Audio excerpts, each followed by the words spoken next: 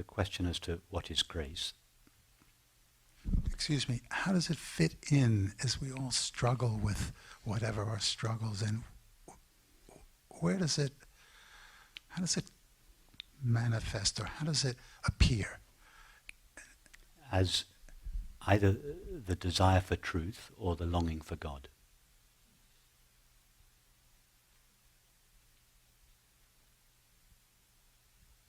When the truth or reality of our experience seems to be missing,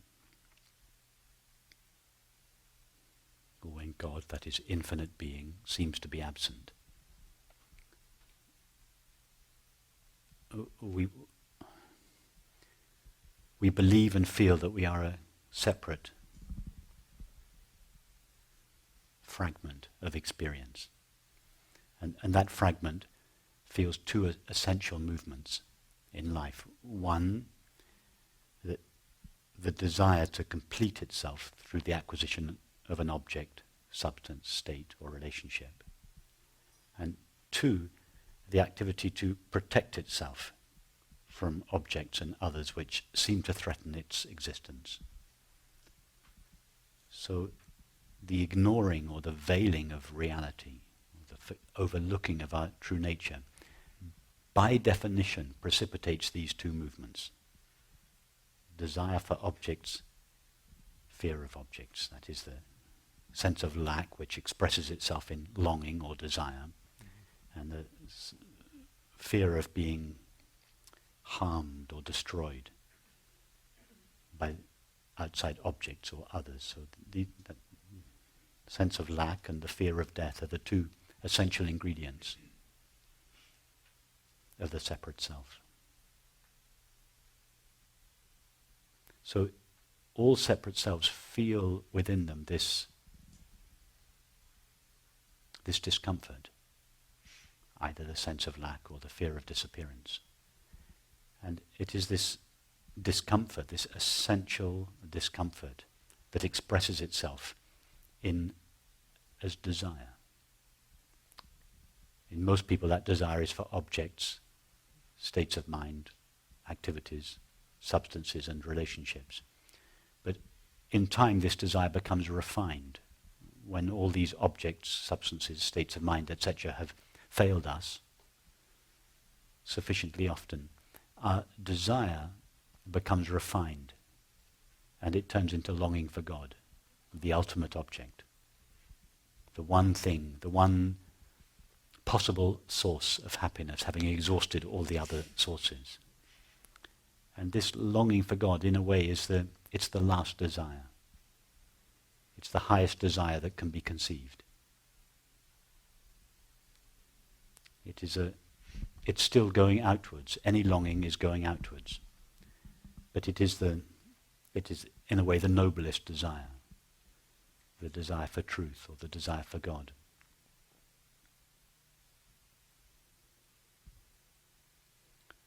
That desire, in fact, is the true self, what is truly meant by God, infinite being, pulling the separate self back to itself. We think that the separate self thinks that it is doing the desiring. Mm-hmm. No. Mm-hmm. The separate self does nothing. The separate self is not even there to do something. But what the separate self feels as its own desire is, in fact, God calling it back into its heart. That's the movement of grace.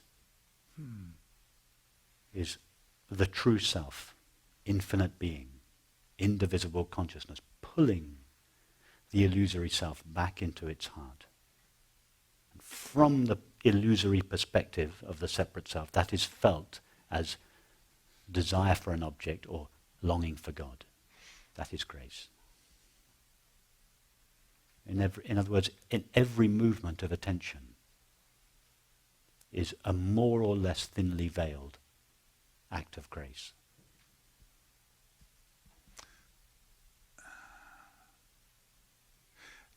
It seems as if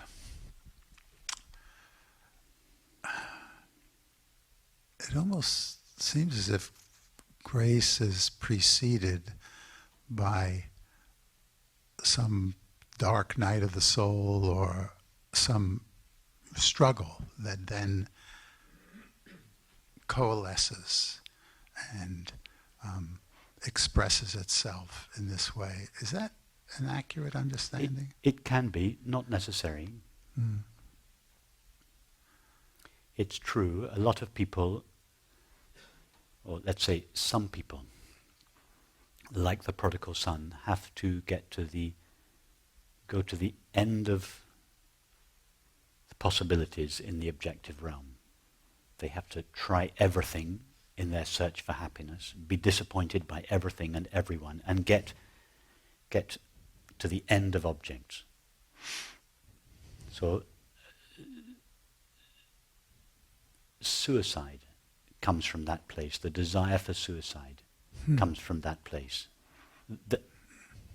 I've got to the end of my prodigal journey. Remember the prodigal son? He was eating the pig's food. He had explored everything. There was nowhere else for him to go. There are two options then. Either to, in this despair that you talk about, this dark night of the soul, the impulse to just put an end to my existence. That for some people seems to be the only possibility. But it's not the only possibility. The other possibility is to, instead of having been failed by all objects, instead of facing further in the direction of objects out into the abyss of despair in that direction, it is to turn round. And that's the meaning of the parable of the prodigal son. He was in despair, facing the abyss, and he turned round. That's all he did. Remember in the story, he didn't go running towards the Father. The Father came running towards him. So as a concession, having said the separate self does nothing, as a concession to the existence of the separate self, we can say the separate self turns round. In fact, it is turned round by grace. It doesn't even turn round. It is turned round. The attention is turned round by the magnetic force, the gravitational pull of its true nature, drawing it back. Having been stretched, remember attention, a stretching of attention, it's been stretched right to the end of objects. And it is the pull back from its source, the source of attention, that turns the attention round and attracts it. The separate self does nothing. It is attracted back to its source in the heart, God's being. That pull is grace.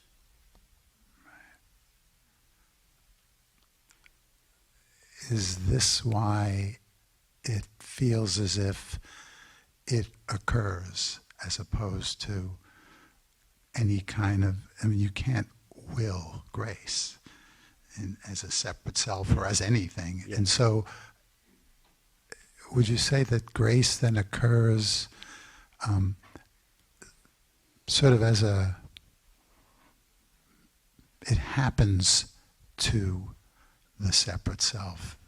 It just... Grace is in fact always occurring. Whenever there is a separate self, grace is acting on the separate self. But grace is felt. There's no such thing as a separate self without desire and fear. Mm-hmm. The separate self, in fact, is not an entity that desires and fears. The separate self is the movement of desire and fear, seeking and resistance. Mm-hmm. The separate self is not an entity. It is an activity of seeking and resistance. And the reason it is seeking and resisting is because at the core of the sense of self, of the separate self, is the sense of lack and the fear of disappearance. It is in response to the sense of lack that it is always desiring objects. It is in response to the fear of disappearing that it is always resisting experience. So,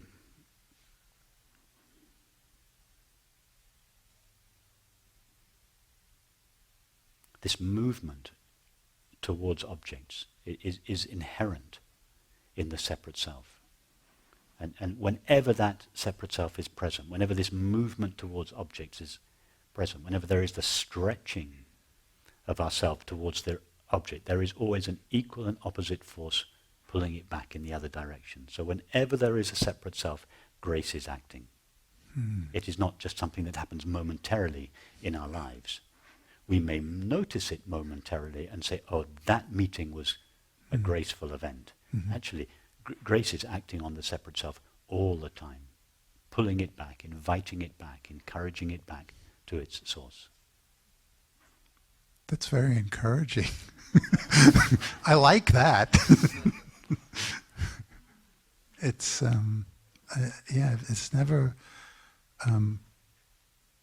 it's never occurred to me quite that way. It's almost you can't fight it because it's happening anyway. Yes, yes. It's not possible to be a separate self without desiring.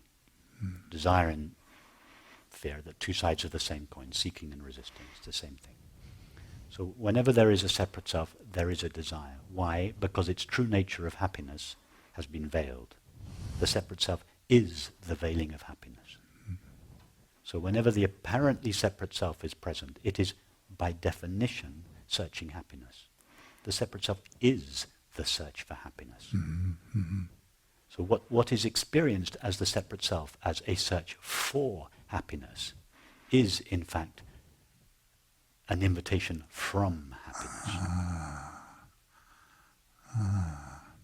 Thank you.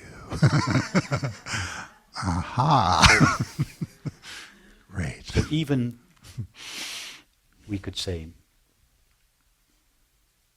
our desire for God is God's desire for us.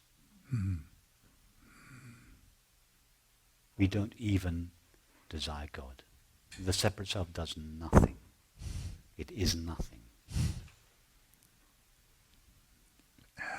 But from the illusory point of view of the separate self, God's love for us is felt like our love for him. Thank you. That's very beautiful. Very beautiful. Thank you.